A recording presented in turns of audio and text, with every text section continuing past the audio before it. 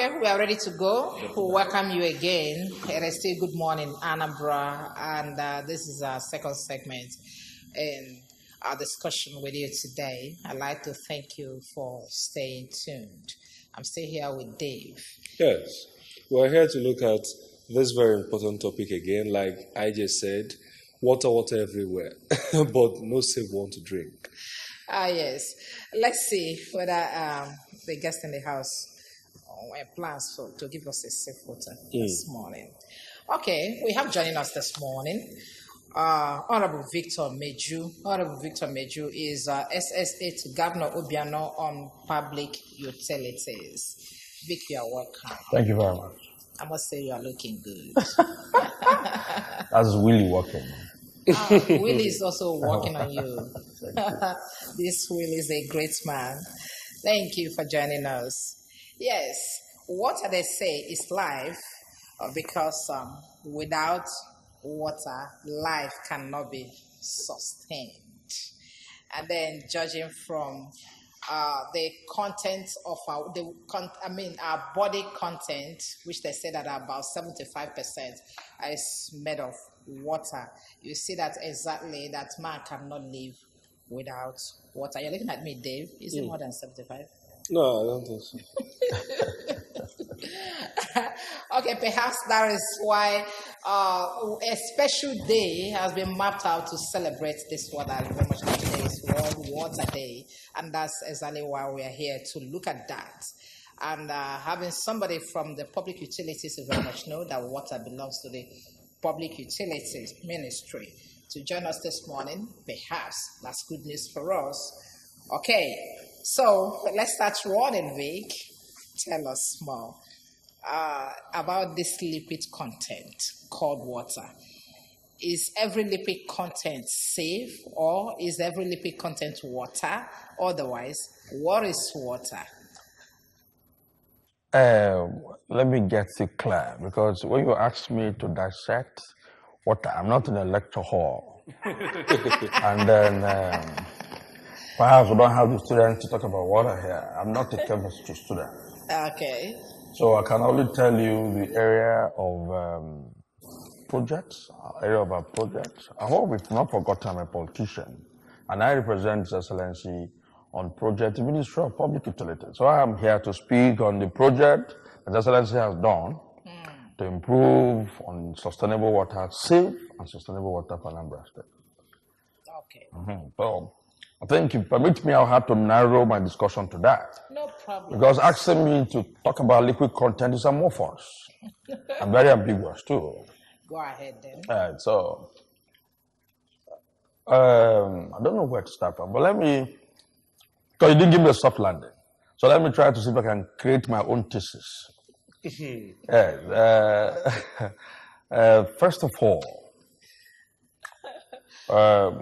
First of all, let's look at the Sustainable Development Goals that give rise to the water resources. And then in 2017, when the United Nations Assembly adopted the SDGs, in other words, to enhance the MDGs. Before now, people live and leveraged on stream waters. As a matter of fact, if I have the statistics, about 124,000 children recorded then died on diarrhea, resulting from unsafe and affordable, potable water. And then when we came on board, that's when His Excellency came on board, we have to assess what is the problem. Why is it that Anambra, as the light of the nation, do not have safe and affordable drinking water, potable drinking water, at least to the barest minimum? First, we discovered that there was no functional public water scheme. We have all the facilities of public water schemes everywhere in Anambra State. Everywhere. We have at Kisi, at Onitsha, we have in Anambra State, Oka here, we're having Aguata, we're having Navy, very mighty. We're having Bihala, so many mighty ones, but they're not functional. They're not. And so they said the problem was as a result of the defunct water corporation. Let me not go into that because the matter is before the court. I don't want to preempt the action. I was actually going to ask you whether they are functional now. Yeah, that's what I'm saying. The matter is before the court. And so we looked at it, tried to mediate, tried to settle. Well, even before the election, it almost caused chaos. But let me not delve into that because it's bigger than that. The matter issue was before I came. So that was, we have to take a drift reaction in order to do a soft solution to it. Most of the staffs now work with other ministries and been transferred. So all we do was to see if we can have Anambra state water law to enable the state government to go into another, see if we can get private investors coming to it to help in this case. Now that took effect, and as I speak to you, we have about the Aguata, the Newi, the consultant for World Bank just came on Thursday. We had a meeting, on assessments to check whether it is bankable to have Newi project as a pilot project for World Bank. As I speak now, the South African company has been construction to handle the Onitsha water scheme. That is ongoing. The Aguata project is ongoing. The Newi is a pilot project we're using with the World Bank. Is it going to be a new project? No.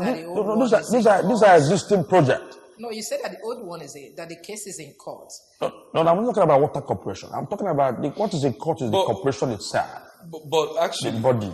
Can you provide a little bit of, will I say, an eye-opener to what is happening in Anambra Water Corporation so that we will be able to understand these new arrangements and how what is happening in that corporation would not affect this new arrangement? No, like I said earlier, I do not want to preempt what is in the court, before the court, or rather the judgment or reaction of the court.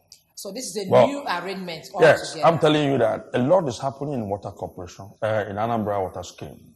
So the impact of the issue in water corporation will not affect the new policy of government in the Anambra Water Scheme? Not at all. Okay. There's a new revolutionary law that has taken effect and then things are moving on. There may be staff, I don't want to go into that. Just help me to see if I can cut short, because if I delve into that discussion, it's a whole lot. Okay. A whole lot.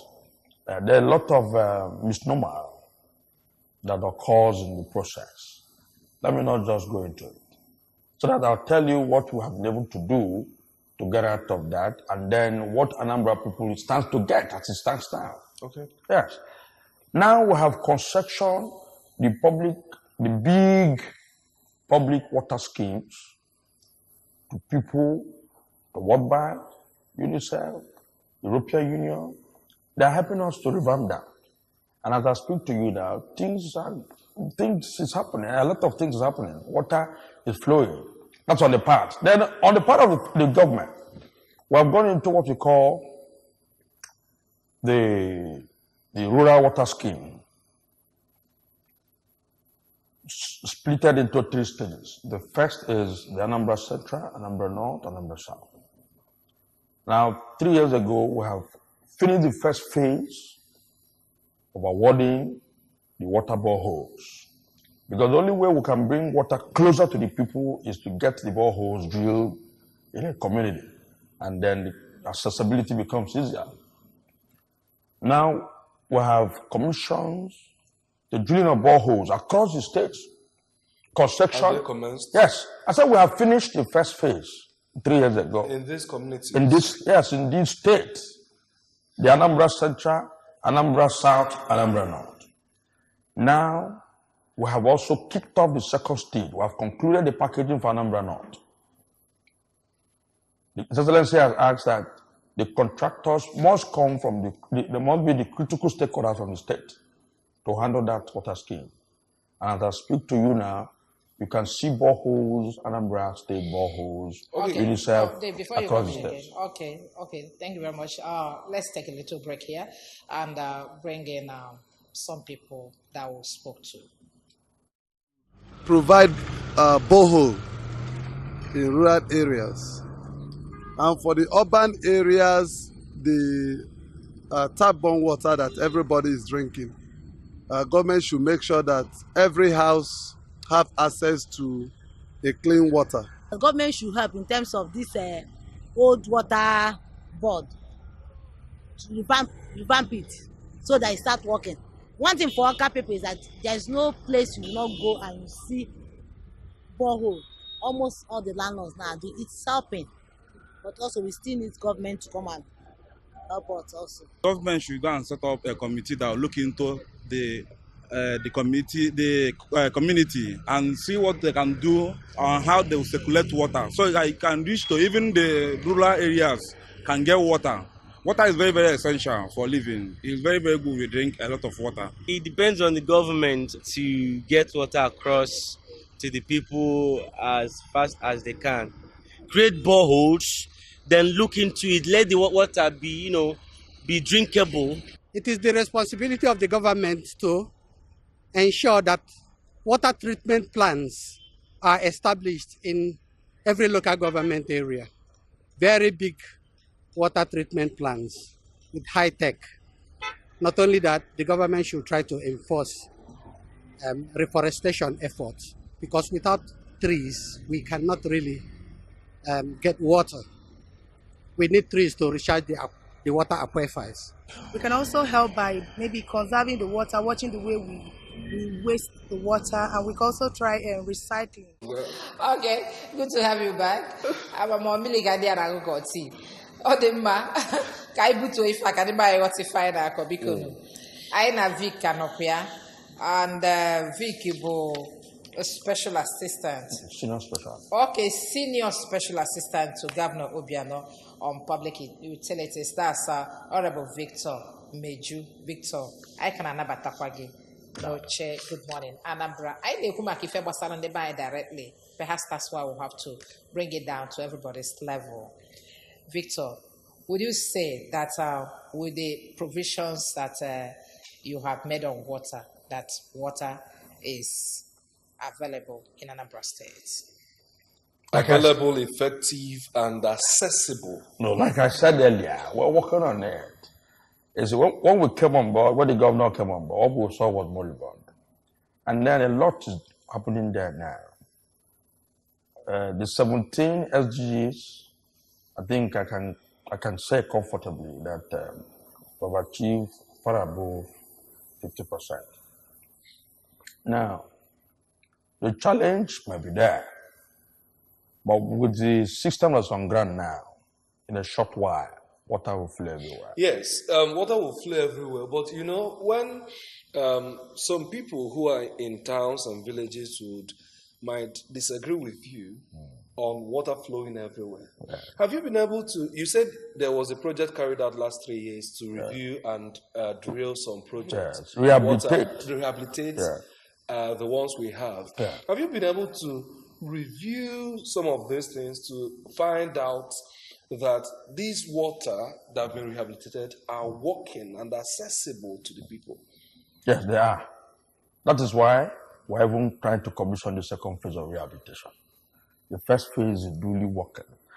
The only thing you can ask me now, if I have the data, I will tell you the areas and the number we rehabilitated and how functional they appear to be. And how sustainable. Yeah. No, I'm asking a question. Yeah, okay. How sustainable are these provisions you have made for water? But I'm telling you, it is sustainable. Because we are talking about some that perhaps the well may be very shallow and they might not last up to 3 months and they'll pack up. Well, if you ask me to speak on that, that's a technical issue and it's political. Because I don't know how these contracts were earlier awarded before the advent of excellence. But as I speak now, we ensure that critical stakeholders for such communities are now asked to rehabilitate on those ones. So if for instance, you're from Enugu and you're asked to go and rehabilitate the water scheme in your community and you do substandard, I think it does not speak well of the stakeholder. But Okay, but is there any supervision to put in place? Of course, of Any course. to make sure Very mighty that one. what you are awarded to Very do is mighty, what you did? very mighty one. And I, look, I should tell you now, let me tell you. Now, we do not only just allow the Anambrians to handle the project themselves. UNICEF has come to take over this project. yes, And World Bank has also you, come. you talked about UNICEF and World Bank. Can we get a bit of the details of the terms of these concessions? Because if we are going to get into this, we'll at least get what the picture should look like, so that when we begin to see results, especially those of us in the media, and then the people who enjoy these dividends of water provision will say, these are the things we are seeing on ground. This is the things that are bringing these new results of water provision in Anambra State. Okay, the one in Onitsha is Construction South African Company. The pilot project going on at the we want to use for World Bank. It's also been assessed.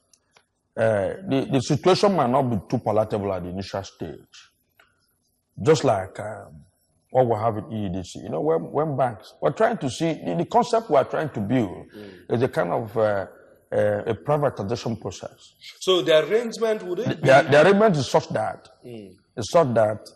the World Bank and the state will go into construction, 70-30%. 70 for World Bank or 70 for state? Yeah, 70-30%. And then, who owns the 70? it's the state, of course. 70, Yeah. okay, 30 for state. Yes. Okay. Now they bring the money, we bring the availability because they will do the assessments. Like I speak now, when the water is installed, the reticulation will be done by the World Bank, and then tariff or whatever will be collected by the World Bank. So now, as I speak to you, they're trying to see how they're collecting data on the available customers that can consume the water. Is it going to be commercialized? Of course, I'm telling you, that is a new law. That is a new trend. So that people can now have access to water, the maintenance, sustainability. We're talking about sustainability now. Yes, it is now being sustained, whether government or not. People that can have access to water, yes, they pay for. You know what I'm saying? So you pay for it and you have access to it. Let me ask, who will do the monitoring and management? And when you talk about paying for this, one of the SDGs is talking about availability and accessibility of this water. And no matter how we paint the pictures, we know that we still have a very high rate of people living below the poverty line. How are they going to pay for this water if it's commercialized in such an arrangement? Very simple. What the state wants is availability. Once it's available, paid for. Yes, once it's available, they take it. I give you an example here of EEDC. If you have your prepaid card, you run your power. If it's available, you have it there.